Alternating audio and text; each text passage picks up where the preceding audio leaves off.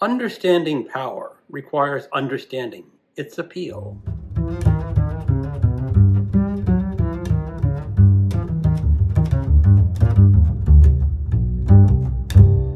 Hello, welcome to my channel, Another Bibliophile Reads. My name is Greg, and a few weeks ago I released a video called Top 13 Anti-Authoritarian Novels That Everyone Should Read. But when I was creating the list of books to read for that video, I got to thinking, aren't there some pro-authoritarian novels or books out there? I don't normally read in that genre or that type, but I think it's important, if you think you are an anti-authoritarian, to familiarize yourself with pro-authoritarian literature. And I'm saying pro-authoritarian in this video, even though I really do not like that term very much. It's just very catchy and has a very good counterbalance to anti-authoritarian. So I'm just going to use pro-authoritarian. Sometimes I may try to figure out some ways to say something else of similar meaning, but I don't know. Is there a better term for pro-authoritarian literature other than pro-authoritarian literature? Here are 3 reasons why I think people should be reading pro-authoritarian literature. Number 1, understanding power requires understanding its appeal. Authoritarian regimes do not survive on fear alone. They persist because they offer order, meaning, stability, belonging, moral certitude.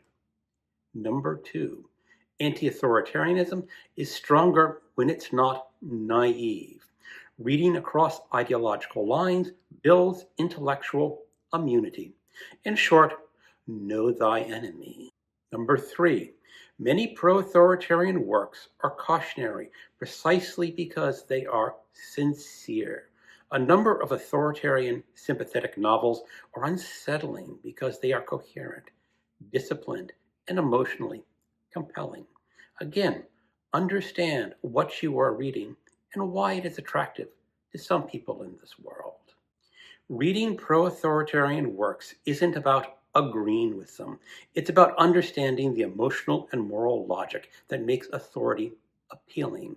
Anti-authoritarianism is strongest when it engages seriously with the arguments it opposes, rather than assuming that they are foolish or evil by default. These books don't weaken resistance, they test it. Most of the books on this list do come from the conservative or right-wing ideologies, but there are pro-authoritarian literary works from the left. But they usually present authority as tragic, necessary, or benevolent, not glorious. I will include some of them on this list. Now, I will fully admit that I have not read all the books on this list because I'm just not that well read in pro-authoritarian literature. So maybe this video should be Physician, Heal Thyself. I will present these books roughly in publication order with the author's nationality. Book number 1, The Republic by Plato, 375 BCE, Ancient Greece. Advocates a rigid hierarchy for society, ruled by philosopher kings. Foundational texts admired in the West, despite its authoritarian implications. I remember reading this book in University of Maryland for my Greek philosophy class, and we were all sort of shocked about how Plato just said, yeah, it would be great to be ruled by a philosopher king. I'm not so sure it would be all that great, but maybe a philosopher king would be better than some rulers nowadays. Number 2, Demons by Fyodor Dostoevsky, 1872, Russia. While intended as a critique of nihilism, it also affirms the need for a strong state and religious authority against chaos. This is one of Dostoevsky's more famous novels that I have not read yet. I did read about the first third in the 90s when a brand new translation was released. That was released under the title Demons. It is also sometimes called The Devils or The Possessed. But this is one of those Dostoevsky books that I really need to read, especially nowadays, because it does apparently sort of advocate authoritarianism. Number 3, Looking Backward by Edward Bellamy, 1888, The United States of America. A massively influential American socialist utopia featuring centralized economic planning, compulsory labor, and regimented social life. Popular among progressives, reformers, and early liberals, authoritarian in structure but benevolent in its intent. This is one of those cases where there is a pro-authoritarian book from the left. This is a science fiction novel, an early science fiction novel, when someone is transported somehow into the future and gets to look what society might become in this vision of a utopia. I have not read it.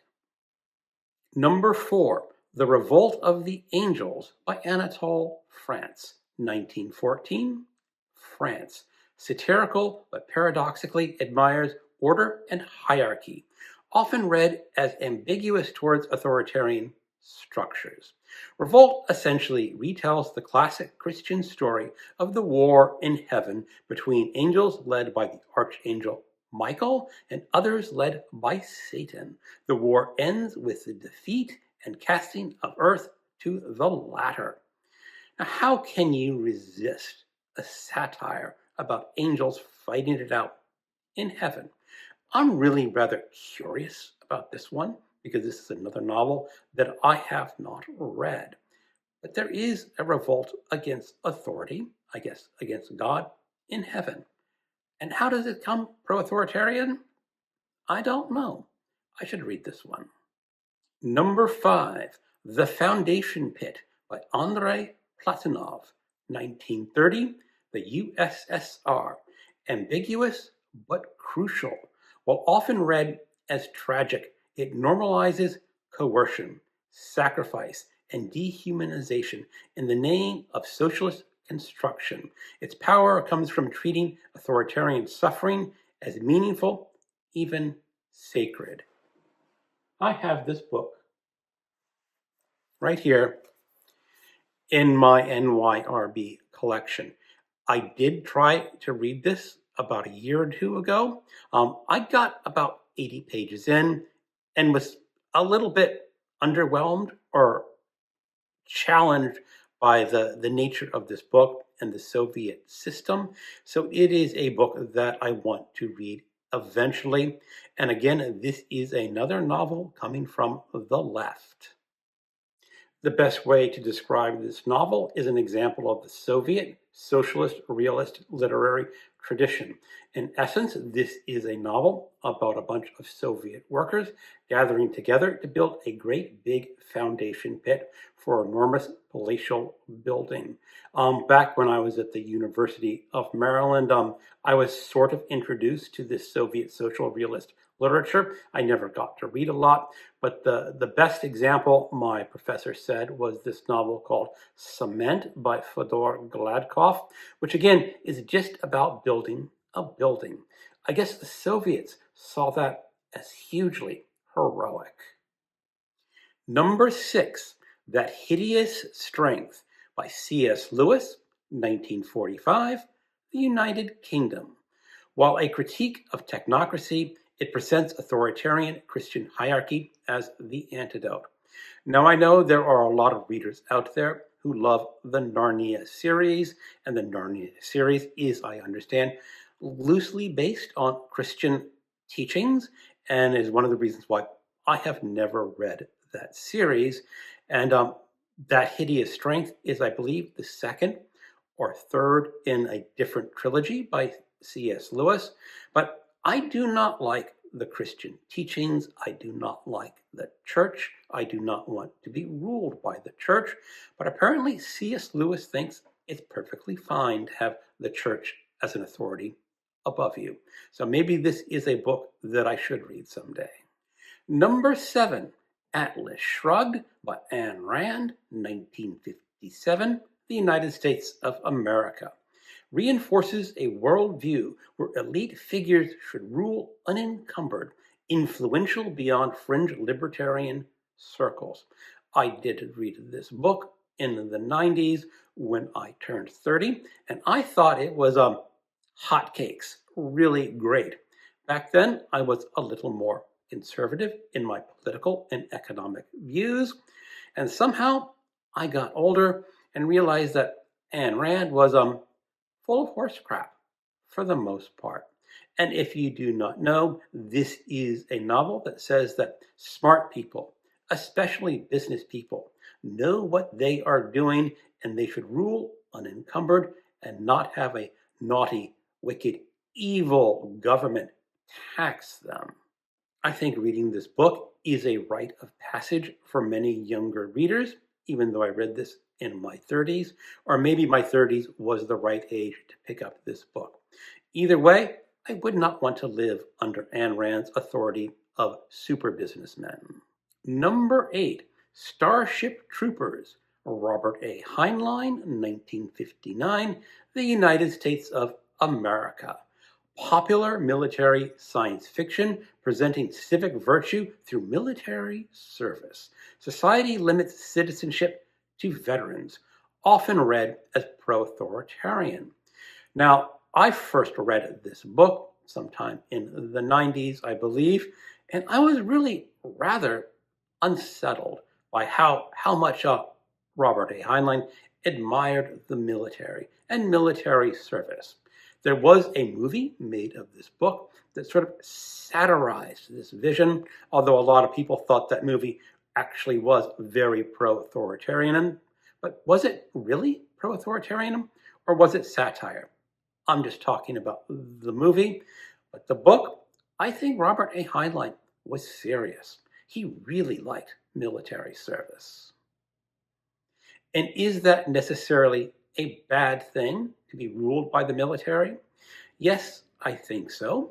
People who serve their country should be lauded for their service, but they do not get the chance to rule, at least in my humble opinion.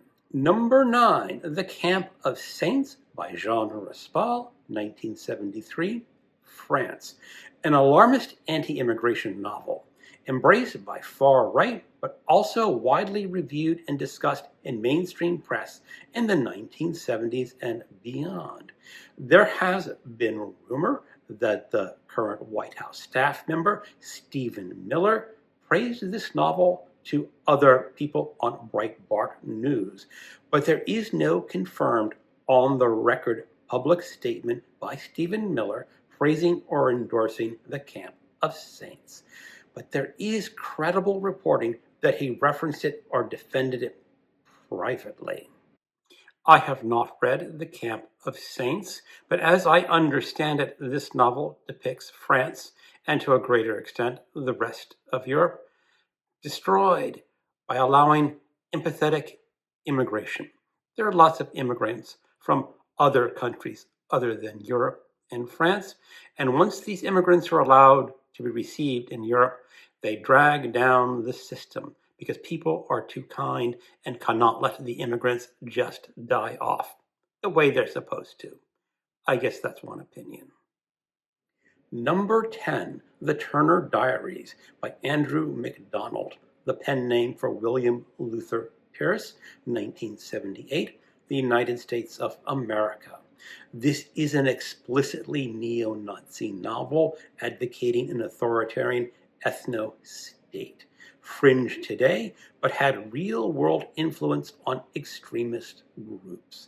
The book describes a truck bombing of a federal building using a fertilizer-based explosive, a close parallel to Timothy McVeigh's 1995 attack.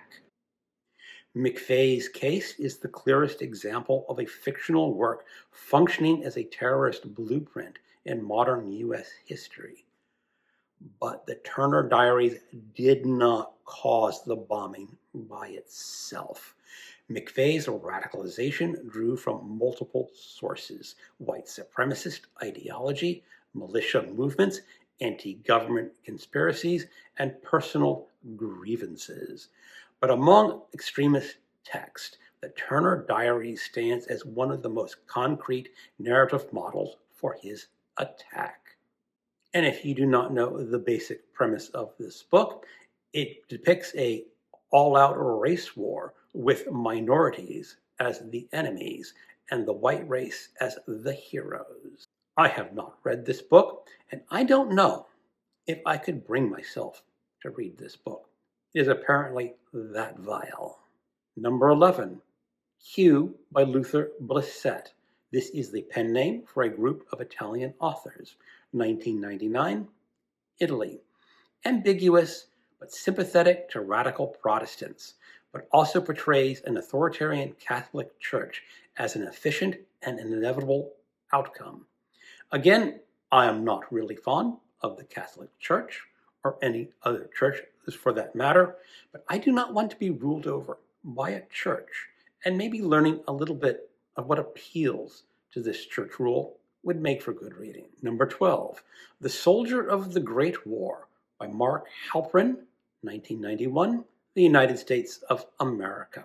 Not explicitly authoritarian, but it valorizes hierarchy, obedience, and the nobility of war, often cited by conservative readers as an anti-liberal text. I did read this in the 90s, and I rather enjoyed it. I did notice its pro-military themes, much like I would eventually come to know them in Starship Troopers, but it was a fun book, very exciting. But I think its authoritarianism is subtle in its depiction of the great sacrifice people make to the military and how important the military will come to be as needed as an authoritarian rule. Definitely can go side by side with Starship Troopers. Number 13, Submission by Michel Houellebecq, 2015, France. This bestseller depicts France under an elected Islamic theocracy, ambiguous in tone, seen by some readers as a resigned acceptance of authoritarianism. I remember there was a large kerfuffle when this book was published, how cruelly and evilly it depicted the Islamic citizens of France, making their religion rule over the nice, ordinary, normal French citizens. Another book that I need to read someday. Okay, that's my stab at creating a list of 13 pro-authoritarian works. How did I do? I did not read a lot of these books, and a lot of these books are something that I do want to read someday. If you have any opinions of the books that I have or have not read, or that should be included in this list, please make a comment on this video. Thank you for watching, and keep on reading.